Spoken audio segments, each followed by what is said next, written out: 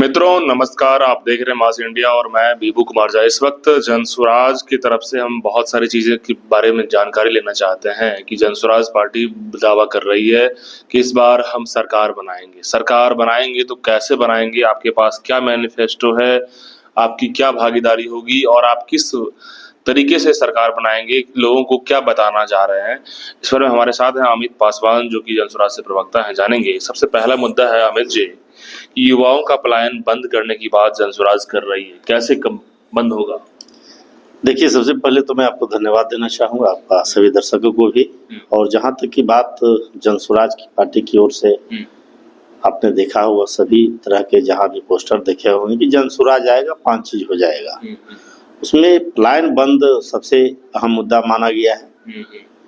तो आज आप देख रहे हैं कि पूरे बिहार से लगभग लोग का 50 से 55 लाख लोग हमारे जो है कि रोजगार करने के लिए, स्वरोजगार करने के लिए बाहर लोग गए हुए हैं। एनसीआरबी का रिपोर्ट है बॉस की 74 लाख लोग पर ईयर, मतलब हमारे बिहार से लोग बाहर जा रहे हैं। 74 लाख बहुत बड़ी संख्या होती है। बिल्कुल बिल्कुल। तो जो सबसे पहली बात है कि जो आदरणीय प्रशांत जी पलायन पे ही ज्यादा फोकस करने का काम किए हैं कि आज जो उन्होंने देखा, और हम लोग भी स्वयं जाते हैं, आप लोग बाहर तो आप देखते हैं कि अभी तक जो वर्तमान में जो स्थितियां हैं बिहार के लेकर, चाहे जबकि बिहार में कई मामलों में डॉक्टर से लेके और अन्य पदों पे जाइए, आईएएस आईपीएस तो बहुत ग्राफ ठीक है, लेकिन इसके बावजूद जो बिहार का स्थिति है, महाराष्ट्र के लोग पिट रहे हैं, तमिलनाडु के लोग पिट रहे हैं हमारे मजदूर भाई को, तो गुजरात के लोग पिट रहे हैं। तो इस तरह का जो बिहार के प्रति लोग का जो मोनोपोलियो बन गया, उसको खत्म करने के लिए प्रशांत जी ने यह बीड़ा उठाया। इनको लगा कि आज हम देश और विदेश में काम कर रहे हैं और सभी जगह कई देश के भारत के कई राज्यों में सरकार बनाने का काम किया, लेकिन जिस मिट्टी में हम पैदा लिए हैं, जिस बिहार की मिट्टी में, उस धरती पे, उस बिहार में रह कर भी और अपने लोग को हम सेवा नहीं कर पाए, तो ये बहुत बड़ी हमारे लिए हम ये जानेंगे कि 10-15 हजार की रोजगार आप देने वाले हैं बिहार के अंदर। यदि सरकार बनाते हैं तो कैसे देंगे 10-15 हजार? जो लोग पलायन कर रहे हैं, जो लोग मजदूर हैं, जो लोग ट्रेन में भर कर जाते हैं, कैसे देंगे उसको 10-15 हजार के रोजगार? देखिए, सबसे बड़ा चीज है कि आप एक देख लीजिए कि एक सबसे बड़ा मुद्दा आपका गवर्नमेंट का एक जो प्रोग्राम है, मनरेगा प्रोग्राम।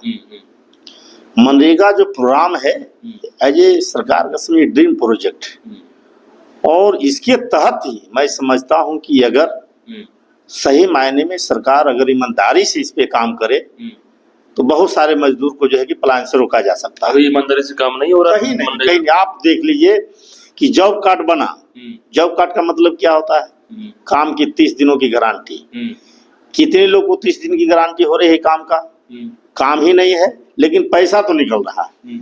सारे जॉब कार्ड को कहीं ना कहीं कुछ वैसे लोग हैं हर गांव में, प्रतिनिधि जो कि जीते हुए हैं, वो सारे कार्ड को इकट्ठा करके रखे हुए हैं। बिहार में मनरेगा से हो क्या रहा है? जब लोगों को पलायन रोक नहीं पा रहा है तो मनरेगा के नाम पे क्या हो रहा है? मनरेगा के नाम पर हमने तो यही कहा कि यह सारे लोग को जो जॉब कार्ड बना हुआ है, जॉब कार्ड कुछ वैसे हर गांव में कुछ उस तरह का लोग हैं, सत्ताधारी दल के जो संपर्क में है, उन कहीं किसी का डर और भय नहीं है, सारे कार्ड को जो है कि अपने पास रखे हुए हैं, और खाना पूर्ति सिर्फ हस्ताक्षर का होता है, और जाकर के पूरा सेटिंग है, पैसा जो है 30 दिन का निकल रहा है, काम तो कहीं हो रहा है।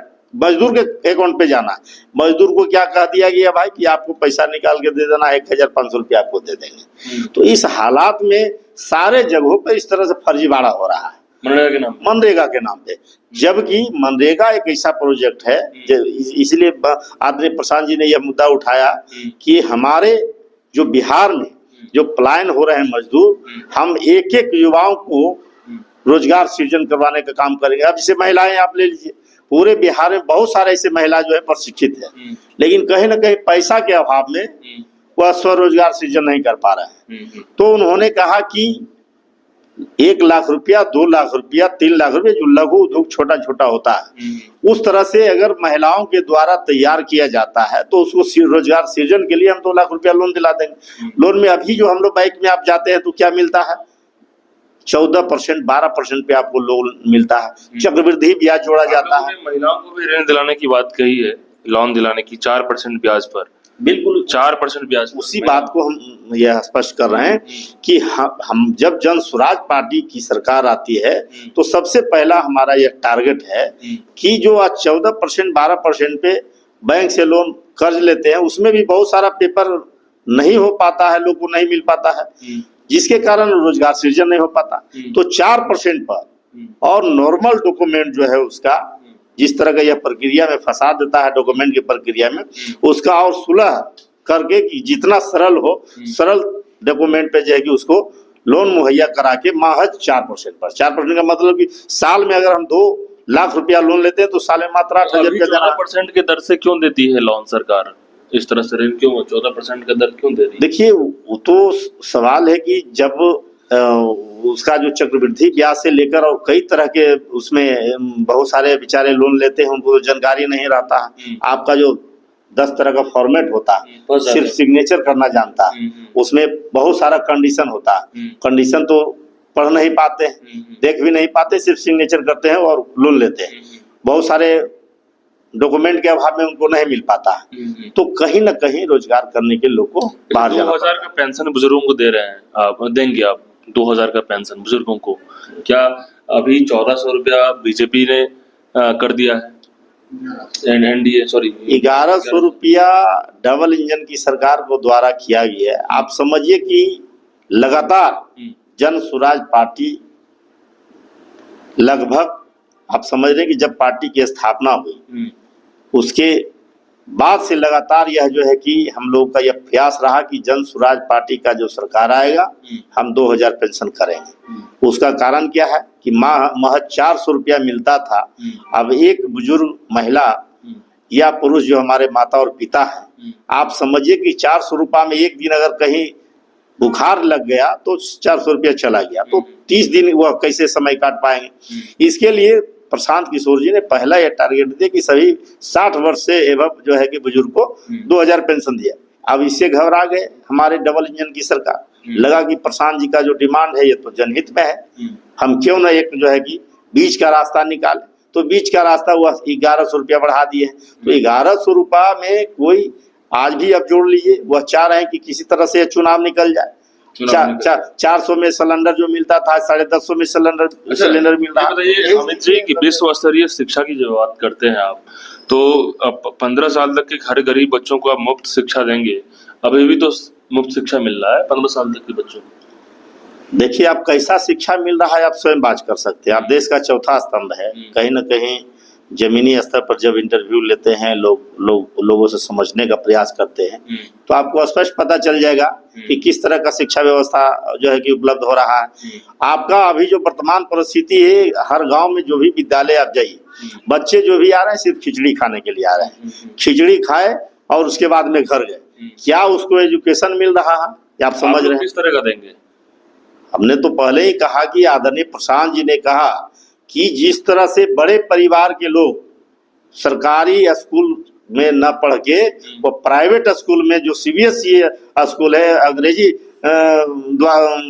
संचालित है, उसके द्वारा डेवलप करना पड़ेगा। उसके लिए पहले आप ही समझिए। इन्होंने कहा कि जो अंग्रेजी माध्यम से स्कूल चल रहा है, मैं समझ गया बात, आपकी बात समझ गया, लेकिन उसके लिए आपको इंफ्रास्ट्रक्चर डेवलप करना पड़ेगा जो कि अमेरिका में है। उस तरह के कॉलेज स्कूल है, चमचमाते कॉलेज, हाईटेक कॉलेज, सारी सुविधाएं। अभी ये वर्तमान में ये जब जन स्वराज पार्टी की सरकार आती है, पहला यह प्रयास है कि जब तक हम डेवलप नहीं कर पाते हैं, उस तरह का डेवलपमेंट व्यवस्था नहीं कर पाते, तब तक हमारे जो भी गरीब मजदूर शोषित पीड़ित के बच्चे होंगे, उस बच्चे को जो है आप प्राइवेट स्कूल में ही भेजने का काम करेंगे। और जो 10,000, 12,000, 5,000 रुपया जो उसका शुल्क है जो मंथली आता है, वह गवर्नमेंट जो जन स्वराज पार्टी की सरकार आती है वो सरकार के द्वारा एज ए सब्सिडी के तौर पर जो आप हम लोग कहते हैं देते हैं, उस तरह से हम बच्चे का फीस भरने का काम करेंगे, स्कूल में देने का काम करेंगे।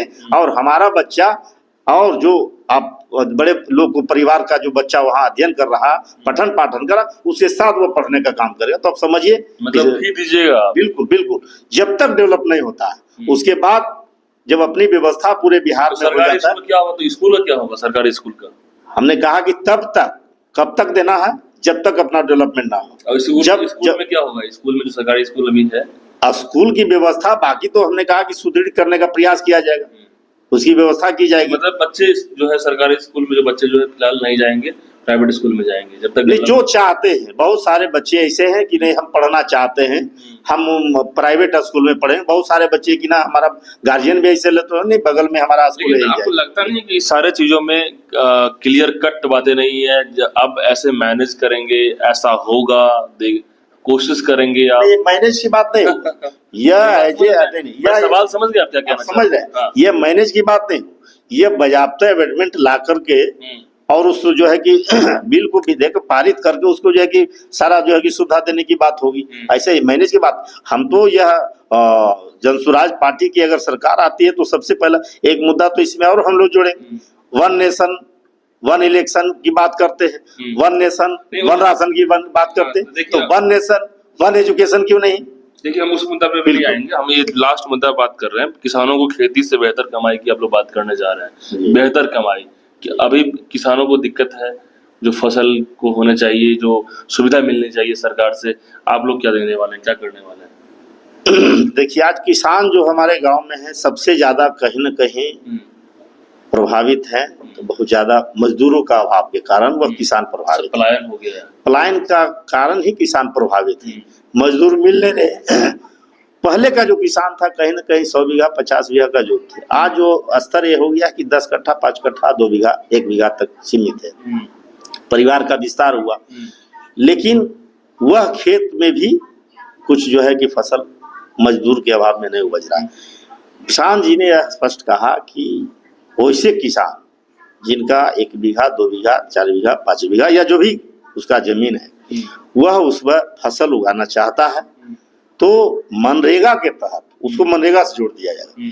मनरेगा के तहत सभी मजदूर जो जुड़े हुए हैं, आज जो कहते हैं कि काम नहीं मिल रहा, तो अगर आपका 10 कट्ठा भी जमीन है, 4 लेबर की जरूरत है, 4 मजदूर की जरूरत है, तो वह मजदूर आपके यहाँ काम करेगा और आपका जो भी फसल का काम है वो करने के बाद मजदूरी का जब बात आएगा तो मनरेगा के माध्यम से उसको मजदूरी उपलब्ध कराया जाएगा। तो आप समझिए कि मजदूर को मजदूरी मिल गया और किसान को मजदूर मिल गया। तो ये कंसेप्ट लेके चल रहा है। कंसेप्ट देखिए, बिल्कुल देखिए, जनस्वराज की जो 5 मुद्दे हैं, जनस्वराज आएगा तो 5 चीज हो जाएगा, उस पर हमने बात किया है। अब बात ये आती है कि जनस्वराज पार्टी जब इस बार चुनाव लड़ने जा रही है 243 सीट पर, तक कितना फाइट कर पाएगी, कितना सीट जीत पाएगी, सबकी नजर उस पर होगा। लेकिन फिलहाल इनका जो मैनिफेस्टो है इस तरीके से है। आप लोग क्या सोचते हैं? कमेंट बॉक्स में बताइए। धन्यवाद।